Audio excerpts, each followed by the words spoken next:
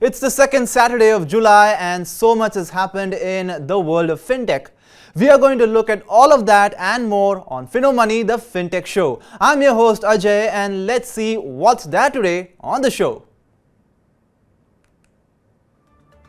First, a special package on the dark patterns used by e-commerce companies to trick and manipulate users. Followed by the Q&A discussion on the recent ban by NPCI on PPI-UPI co-branding arrangements and its impact on digital payments. Speaking on this would be Mr. Amit Tyagi, CEO, Payworld. And know how you can activate the 6-digit UPI PIN on GPay without using your debit card in the trivia segment Finogyan. And now it's time to look at the headlines, the big five, the movers and shakers that had left an impact in the world of fintech. First, former Razorpay senior executive Pankaj Goyal joins BharatPay as Chief Technology Officer. The company said that Goyal will be reporting to the CFO and the interim CEO Nalin Negi. The fintech has expressed confidence in Pankaj to create the best-in-class fintech products that will take them to the next level of growth. Prior to joining BharatPay, Pankaj was the head of payments engineering at Razorpay. PhonePe continues its foray into new businesses. The fintech giant has now launched point-of-sale or POS devices. This would now allow merchants to accept payments through debit cards, credit cards and UPI. The Walmart-backed company will be deploying 150,000 devices to more than 30 million merchants. The device, according to the company, will come preloaded with PhonePe POS app and supports transactions through tap, swipe and interoperable QR codes. And staying on with PhonePe, PinCode, the online delivery platform, is set to debut in 10 more cities. Apart from Bengaluru, the PhonePe-backed company has now been launched in Ahmedabad, Chennai, Delhi, Gurgaon, Hyderabad, Kolkata and Pune. PinCode will allow users to order food and groceries from in and around the cities. PinCode is built on the Open Network for Digital Commerce, ONDC. And despite being in a heap of trouble, Zest Money was managed to raise approximately $5 to $7 million from a group of investors. The Economic Times reported that along with Quana Capital, its existing investor, Zip, Omidyar Network India, Flourish VC and Scarlet Digital also took part in the latest funding round. The funding comes after Process and PayU wrote off its investment from the fintech startup recently. And Paytm's gross merchandise value or GMV has risen by 37% in the June quarter on a year-on-year basis. The company in its quarterly business report said that its total GMV processed on its platform was 4.05 lakh crore rupees. Meanwhile, its monthly transacting users increased by 23% on a year-on-year basis. It also looks to add 3 to 4 lending partners in FY24.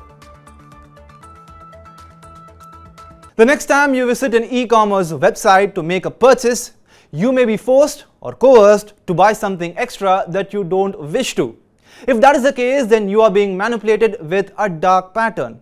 Our special report brings to light the dark patterns used by e-commerce companies to trick or cheat you, the buyer, and also the different types of dark patterns identified by the government. Amar, a young graduate, was working in a big multinational software company. Though his job was paying him lakhs of rupees, he had a great passion for filmmaking and wanted to pursue it as a hobby over the weekends. However, he did not know where or how to begin his filmmaking journey. So, he decided to explore his options by looking for some books on filmmaking online. But when Amar was searching for the best books, the e-commerce platform he had visited had thrown him a plethora of options. Now, he was fraught with confusion. He did not know which one to choose. With so many choices, Amar decided to add 2 books to his cart and make the purchase later if he had a change of mind. Suddenly, a day later, Amar received a pop-up ad from the e-commerce platform which read, "You have 2 items still lying in your cart. Make your purchase now as the cost will go up from tomorrow. Amar was confused and shocked. He was wondering how come prices of items would just go up in just a short period of time. So then, will he be forced to hit the buy option or not? Now whether Amar makes the purchase or not is up to him. But the tactic used here by the e-commerce company to influence or coerce Amar is what is called as a dark pattern. So, what are dark patterns? Dark patterns or deceptive patterns is a trading practice wherein apps or websites make users or buyers do things that they do not intend or wish to do. For example, let's say you're buying an egg from an online grocery platform. Now you intend or wish to buy only 1 or 2 eggs priced at 12 rupees or 13 rupees. But you would then be given 3 options to add to your cart. That is, buy 2 eggs for 12 rupees, buy 6 eggs for 24 rupees, buy 10 eggs for 36 rupees, saying special offer. So instead of buying just 2 eggs, you would be lured to buy more, which you did not originally intend or wish to do. Another type of dark pattern is confirm shaming. An example could be given from the hospitality industry. Let's say you're booking a hotel room from a travel aggregator. Now the aggregator will put up a pop-up ad saying 25 people are seeing this same page right now just like you. Book this hotel room right now and avail 15% discount. Otherwise, you might have to pay more as there is only 1 room left. So what are you waiting for? Hurry! This is basically shaming the user or making him or her guilty for not making the purchase or confirm to a particular viewpoint. Seeing all these different dark patterns used by e-commerce companies, the government has asked them to not use such unfair trade practices that deceive customers or manipulate their choices. The Ministry of Consumer Affairs has identified 9 types of dark patterns used by e-commerce companies. These include false urgency, that is, creating a sense of urgency or scarcity to pressure consumers into making a purchase. Basket sneaking, adding additional products or services without customer consent. Confirm shaming, using guilt to make consumers adhere, criticizing consumers for not conforming to a viewpoint. Forced action, forcing a customer to take an action that they may not want to take. Nagging, persistent criticism, complaints and requests for action. Subscription traps, which is easy to sign up for a service but difficult to exit it. Bait and switch. This includes advertising a certain product but delivering another, often of lower quality. Hidden costs.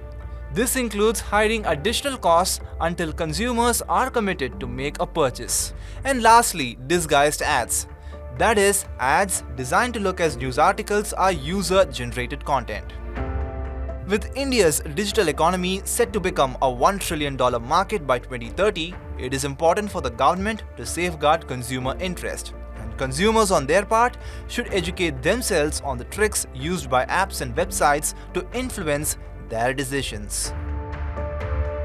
It's now time to go to our Q&A segment, and the topic of discussion would be on NPCI's ban on the PPI-UPI wallet deals. To speak on this, we invite Mr. Amit Tyagi, CEO, Payworld. Welcome to the show, Mr. Tyagi. How are you? Thank you so much, Ajay. Good evening, and I'm well. I hope you're doing good too. I'm great, sir.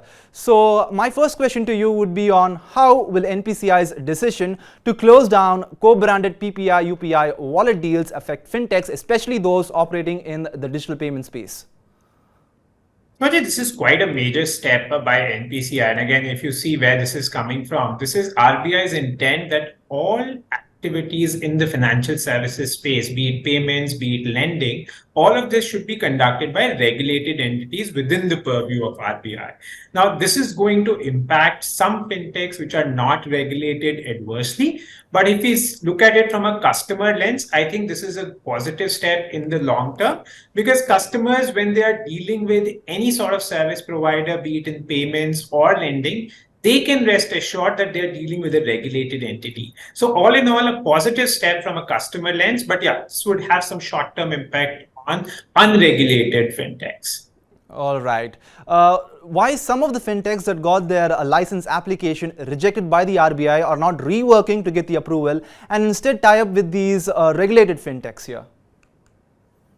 So Ajay, again, RBI is a very forward-looking and positive regulator, that we are really blessed to have in the Indian financial services space. Now, unfortunately, because a lot of customers' money is involved in this, RBI has to look at these things very, very closely and has to look at really minute aspects of it. Now, there are some cases where some fintechs are not able to satisfy all the customer protection criteria that RBI lays down, and hence they are not able to get these requisite licenses or approvals from RBI.